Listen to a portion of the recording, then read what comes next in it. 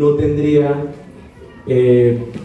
ninguno de nosotros, porque estos testigos vienen a ser elementos tanto arquitectónicos como naturales. Entonces, haciendo un recorrido por diferentes proyectos míos, en algún momento el testigo y el protagonista de la exposición fueron las paredes, pues después fue el suelo, después fue el río Magdalena, después fueron las puertas y ventanas de las casas que han sido víctimas del desplazamiento forzado en Colombia, después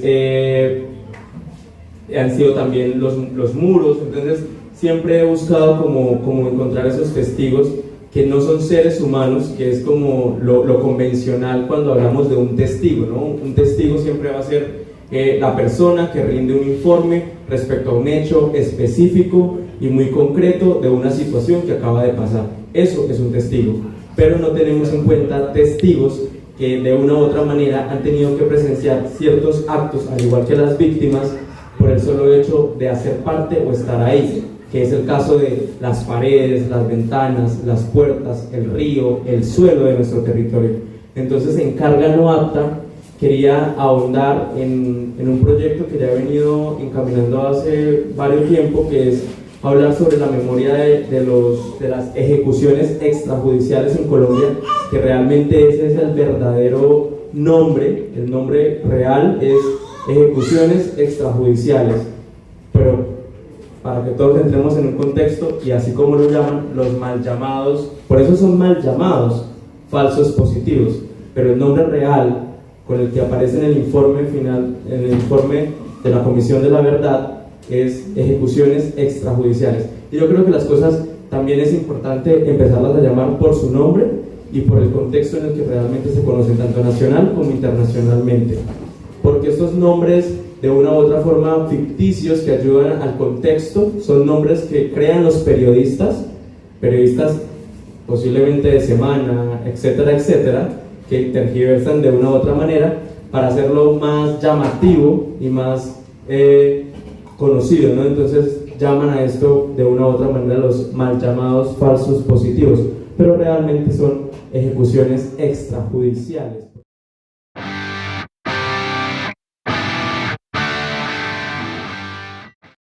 Cuando hablamos de los falsos positivos y empezamos a dimensionar, que siempre lo he mencionado, somos colombianos, tenemos de una u otra manera ya unos referentes que cada uno logra dimensionar o entender, ¿no? Entonces, si al colombiano le dicen motosierra, el colombiano inmediatamente lo relaciona con unos hechos específicos, ¿no?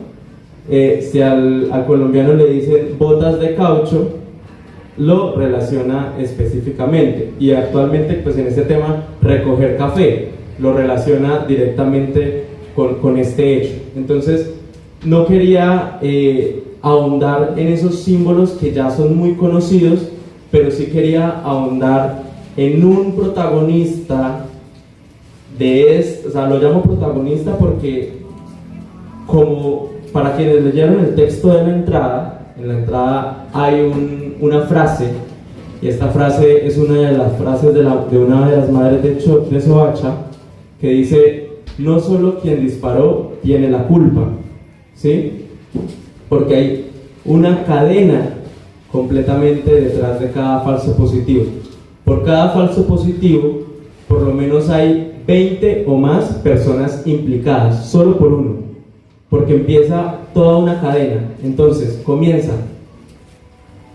el que selecciona a la persona, el que la busca, el que la engaña, el que le recibe de una u otra manera papeles, después llega el papel del transportador, ¿sí? Que es quien transporta a la víctima desde su lugar de origen al lugar donde van a ocurrir los hechos. Después de eso vienen ya los militares, que son quienes disparan. Después de ello viene toda la jurisdicción penal militar, que entran a hacer toda la labor de investigación, pero que también hacen parte de esta cadena, porque también, al igual que todos, están en la misma sintonía. Después de ellos entra el CTI y toda la cuestión. Después entran incluso civiles a los que les pagaban para que fingieran que ellos llamaron y dijeron que en tal lugar habían guerrilleros y cobraran una recompensa, donde los militares a esas personas se supone que debían haber ganado 2 millones de pesos por dar información de dónde estaba la guerrilla en ese momento, y simplemente le daban 200.000 pesos porque dijera que él había hecho la llamada que decía en dónde estaban estas personas. Entonces, ahí nomás cuántas personas ya mencioné. ¿Sí ven? Hay una cadena.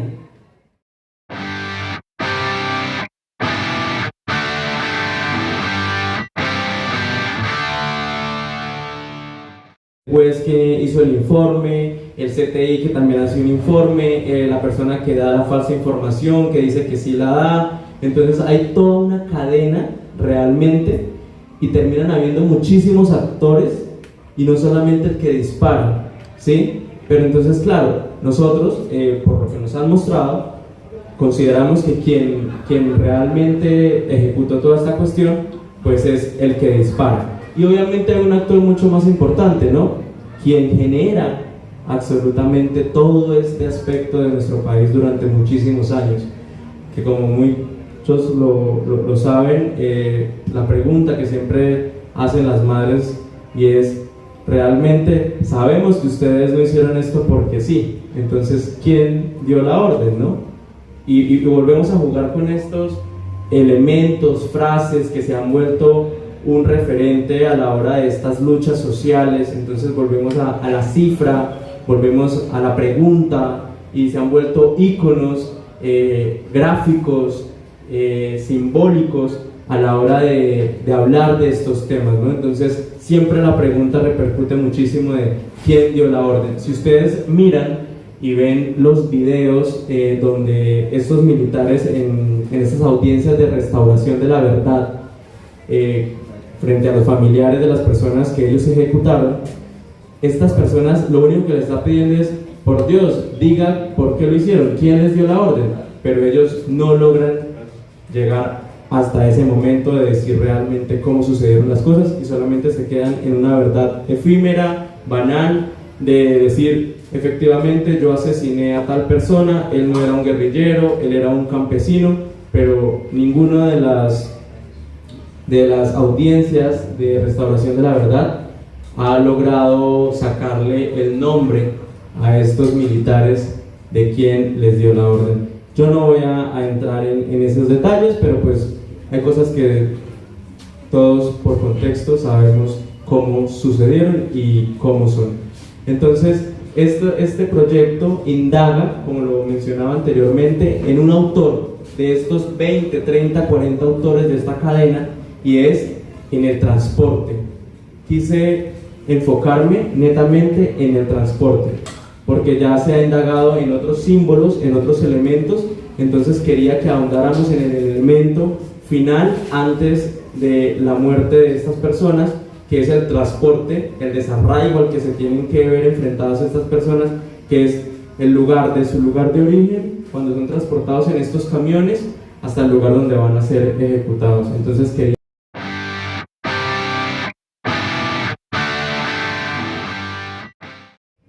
Siempre he mencionado que este comparativo termina siendo muy crudo y muy realista, y puede tocar y ahondar en fibras de personas que tienen un aspecto muy puntual sobre los animales, sobre el consumo de animales.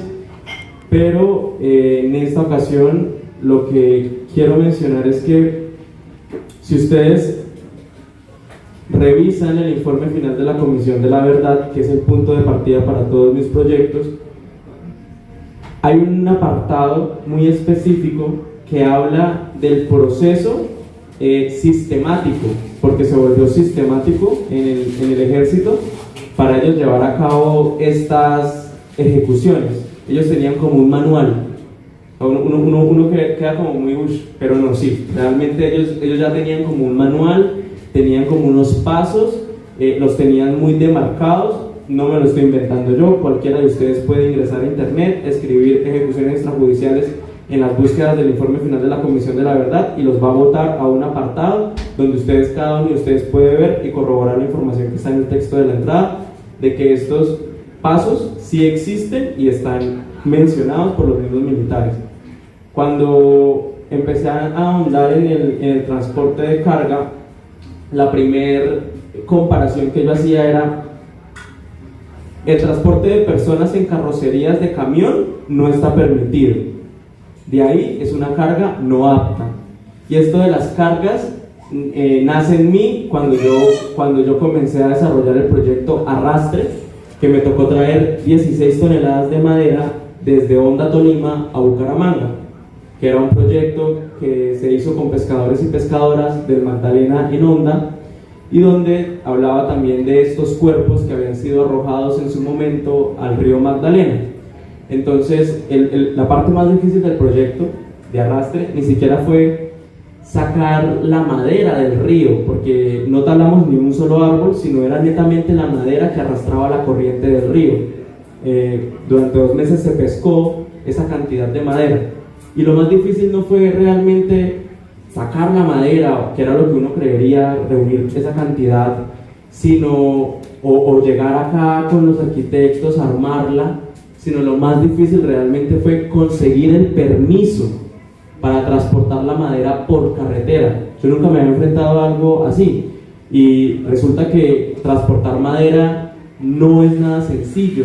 Necesitan unos permisos, pagar unos dineros, necesitan hacer unas revisiones de dónde usted sacó esa madera, de cuál lote, de dónde viene, es ilegal, es legal. Y yo decía, no lo puedo creer, o sea, transportan cantidad de droga, humanos o de seres humanos en las carrocerías, pero si es apto transportar pollos, cerdos, vacas, que también son seres vivos. Entonces, haciendo ese comparativo, llegué a la conclusión de que en ninguno de los dos procesos hay dignidad, ¿sí? Porque igual a ti te están encarcelando, te están metiendo en una jaula, en una canasta, te amarran, igual te van a matar. En ningún proceso hay dignidad.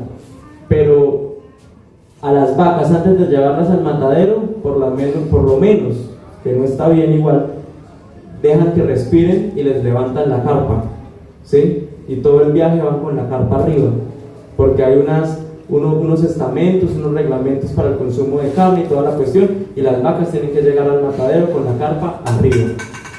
Pero los falsos positivos tenían que llegar al lugar donde los iban a ejecutar con la carpa abajo. Entonces este último acto es el que para mí me genera todo el proyecto, porque a los falsos positivos los llevaron desde el lugar de origen al lugar donde los iban a ejecutar con las carpas abajo. Y para los que han tenido la experiencia de pronto de subirse a un camión con la carpa abajo, donde todo va oscuro, por más que sea, usted va a sentir inseguridad, va a sentir miedo, va a sentir una zozobra, ¿sí? Y más porque todos tenemos en cuenta el contexto del país. Si viviéramos en Suiza, yo digo, listo, me van a llevar aquí a la esquina, me están haciendo el favor de echarme atrás. Pero es que vivimos en Colombia, entonces de por sí ya cada uno tiene un imaginario. A estas personas las engañan con un trabajo, pero yo estoy seguro, y como hay algunos testimonios de personas que sí lograron escapar, que ellos sí mencionan que antes de que los bajaran del camión para ejecutarlos, ellos empezaron a sentir que algo iba a suceder, que ya no era normal, ¿sí? Entonces, y volvemos a lo mismo, por el imaginario del país. Esto es un realismo mágico como muy alogado, ¿no? Usted ya conoce un historial, entonces pues por ser colombiano usted ya empieza a desconfiar. Entonces, esas personas que fueron transportadas con las carpas abajo, pues iban absolutamente en una oscuridad, por unas trochas, donde solamente lo único que escuchaban era el sonido del camión al frenar. No sabían ni por dónde iban, hacia dónde iban, no sabían absolutamente nada. Entonces, por eso la pieza que ustedes ven abajo, lo que trato de mostrar con esta pieza es esa temperatura termodinámica que puede sentir una persona cuando tiene miedo. Entonces, con la persona que estábamos realizando esta ilustración, ahondamos un poco en, bueno, cómo es la temperatura de alguien cuando tiene miedo. Y cómo...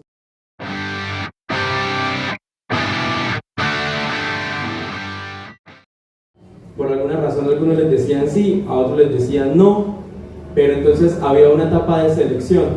Después de que este seleccionador escogía a las personas y tenía ya el número específico, llamaba al transportador, ¿sí? Y aquí es donde yo dejo la duda y cada uno sacará sus propias conclusiones. Estos transportadores, los dueños de los camiones en donde echaban a los falsos positivos, ¿realmente sabían lo que estaban haciendo? ¿Sabían a quiénes estaban transportando?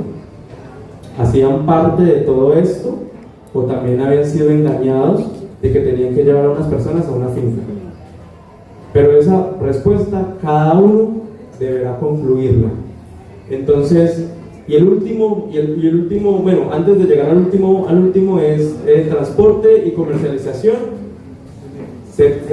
Con las personas seleccionadas pues se generaba esa comercialización, ese transporte, y posteriormente viene la ejecución. Ya las vacas son llevadas al matadero y comercializadas, y las víctimas de las ejecuciones extrajudiciales eran ejecutadas. Pero aquí viene la diferencia real, y es el último paso que tienen las ejecuciones extrajudiciales, que sí no lo tienen la producción ganadera, y es el encubrimiento. Obviamente un proceso de ganadero pues no va a tener que encubrir absolutamente nada. Desde un inicio se sabe para qué se hace todo esto. Esa es la única etapa que no comparten estos dos procesos, y creo que es la etapa más humana, porque los seres humanos suelen mentir, los animales no mienten, no tienen por qué mentir entre ellos. Entonces el ser humano sí miente, engaña y hace todo ese tipo de cosas. Entonces creo que esa última etapa es la etapa humana, la etapa real, donde realmente viene el encubrimiento, y es la etapa que no tiene el proceso ganadero. Los dos procesos lo único que buscan es satisfacer una necesidad desde el poder. Cualquiera puede entrar a buscarlas, de los mismos militares confesando los crímenes que cometieron, la cantidad de personas que asesinaron, específicamente a quiénes, en dónde, en qué lugar, a qué hora, cómo. Y todavía hay personas que dicen que esto no sucedió, aun cuando la persona que disparó está en un video en internet diciendo: lo hice, maté a su hijo, y le digo hoy aquí en esta audiencia, su hijo no era un guerrillero, era un campesino, y yo lo maté. Pero hay gente que aún viendo esas cosas dice que eso no pasó.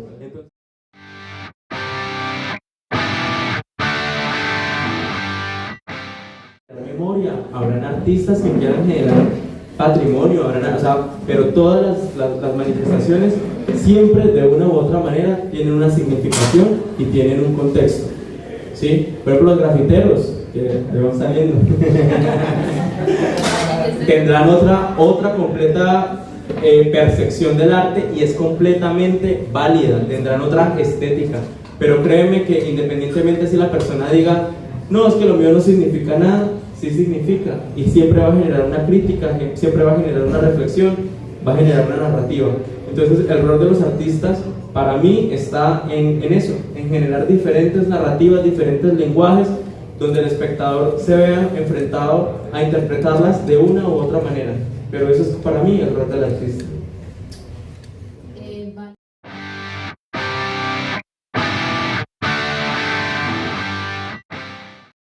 Pues simplemente es una invitación a no dejar morir el tema, porque el tema no va a morir, sino todo lo contrario, coge cada vez más fuerza. Y pues acá ahorita hay, en este momento en esta casa hay ilustradores, hay grafiteros, hay artistas, y pues nada, hacerles una invitación a que sigamos generando esa memoria respecto al 6402 más, porque son más las víctimas, así estos personajes nieguen y digan que no existió.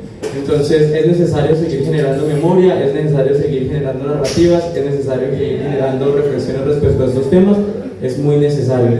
La exposición adicional a ello, que es como otra parte de lo que yo trabajo mucho la materialidad.